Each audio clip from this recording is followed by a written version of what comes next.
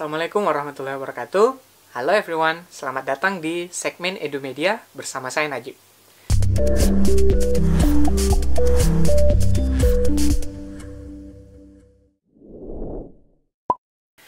Bagi kalian yang baru singgah di channel ini, segmen EduMedia merupakan segmen di mana saya berbagi informasi tentang aplikasi, website, atau media yang bisa digunakan untuk membantu proses belajar mengajar. Pada kesempatan kali ini, saya akan melanjutkan pembahasan tentang Schoology. Jadi, pada video sebelumnya, saya sudah menjelaskan tentang cara membuat akun dan mengenalkan fitur Schoology.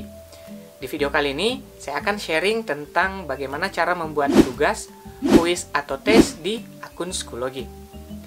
Di aplikasi Schoology, ada dua fitur yang bisa kita manfaatkan untuk memberikan tugas, kuis, atau tes, yaitu Add Assignment dan Add Quiz/Test. Apa yang membedakan kedua fitur ini? Yang pertama, fitur Add Assignment ditujukan untuk penugasan yang keluarannya itu dalam bentuk file, seperti dokumen, foto, suara, atau video, dan penilaiannya itu harus diisi secara manual. Sedangkan fitur Add Quiz/Test ditujukan agar siswa mengerjakan pertanyaan-pertanyaan yang kita buat langsung di aplikasi Schoology. Dan juga hasilnya itu bisa langsung masuk ke fitur Gradebook Schoology. Namun, di video ini kita hanya akan membahas fitur Add Assignment. Dan untuk Add Quiz atau Test akan saya share di video selanjutnya. Nah, bagaimana cara kita menambahkan assignment? Let's move to the screen. Oke, jadi yang pertama yang harus dilakukan adalah silahkan buka akun Schoology kalian, lalu masuk ke salah satu course atau kelas yang telah kalian buat. Bagi yang belum punya akun, silahkan buat akun terlebih dahulu. Untuk langkah-langkah pembuatan akunnya, itu bisa kalian tonton di video-video saya yang sebelumnya. Oke, setelah kalian masuk di kelas yang kalian ampu, silahkan klik Add Materials. Lalu pilih Add Assignment. Setelah kalian memilih Add Assignment, maka akan muncul dialog box seperti ini. Nah, di kolom Name, silahkan kalian isi nama tugasnya. Contohnya, proyek pembuatan media pembelajaran. Selanjutnya, di kolom deskripsi, silahkan kalian isi dengan instruksi dan penjelasan tentang tugas yang kalian berikan.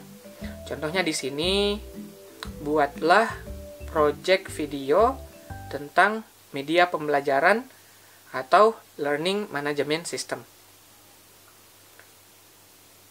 Oke. Lalu ada pilihan due date untuk mengatur kapan batas tanggal pengumpulan tugas yang sedang kita buat. Nah, silahkan pilih tanggal dan jamnya. Nah, kolom PTS di sini, ya, kolom PTS di sini merupakan nilai maksimum yang bisa siswa peroleh jika mereka memenuhi semua kriteria penilaian yang kita buat.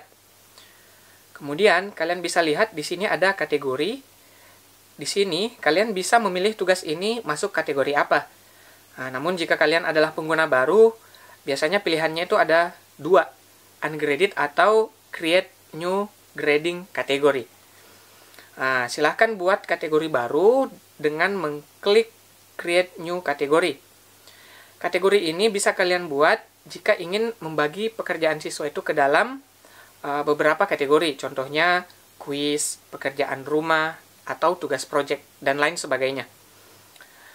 Ini sesuai dengan kebutuhan mata pelajaran yang kalian ajarkan. Kemudian ada period. Nah, untuk yang satu ini akan saya bahas secara khusus di video saya yang selanjutnya. Intinya, fitur ini berfungsi untuk membagi penilaian kita dalam satu tahun ajaran. Contohnya, semester 2, semester 3, atau semester 4. Fitur ini menjadi penting karena nantinya di fitur Gradebook, kita akan lebih mudah mengakumulasi nilai siswa ketika kita sudah membagi kategori tugas dan periodenya. Selanjutnya ada pilihan scale atau rubrik. Ini adalah fitur untuk memilih nilai tugas yang kita buat apakah akan dalam bentuk angka atau nilai. Contohnya A, B, atau C. Selanjutnya ada fitur Learning Objective. Nah, ini fitur untuk memasukkan apa saja indikator capaian yang akan siswa capai pada tugas yang kita buat. Kemudian ada fitur Options. Nah, fitur ini juga perlu diperhatikan. Ada beberapa icon di sini. Yang pertama adalah Individually Assign. Ini dapat digunakan jika tugasnya itu hanya untuk siswa tertentu saja. Contohnya ada salah seorang siswa yang remedial dan kita mau memberikan tugas ini hanya untuk dia. Nah, kita klik individually assign-nya ini, kemudian kita tag namanya. Jadi, siswa yang bisa melihat tugas ini hanya siswa yang kita tandai saja. Selanjutnya, ada fitur lock. Ini digunakan untuk mengunci tugas yang kita buat. Selanjutnya, ada fitur submission. Fitur submission ini wajib untuk tercentang. Tandanya adalah jika ikonnya itu berwarna. Hal ini penting karena jika ikon ini tidak tercentang, maka siswa tidak akan bisa mengupload tugas yang telah mereka buat.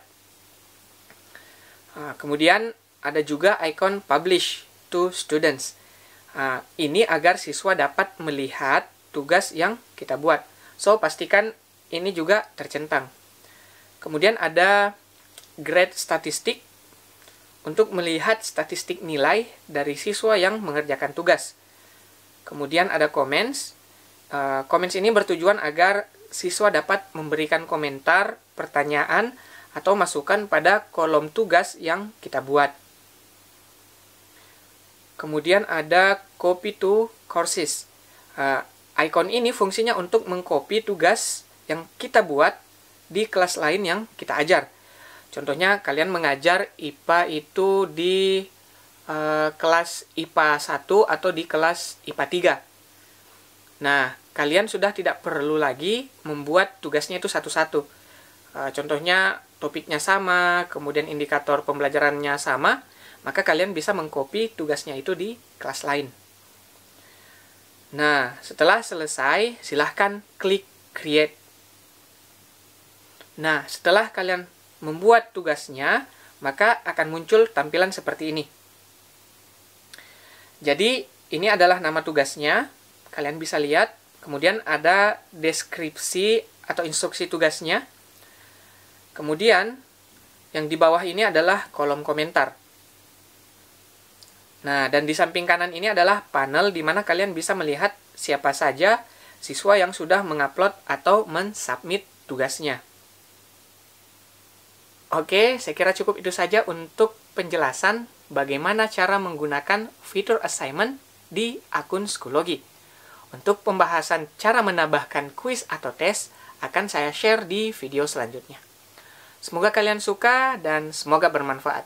Sekian dan terima kasih. Assalamualaikum warahmatullahi wabarakatuh.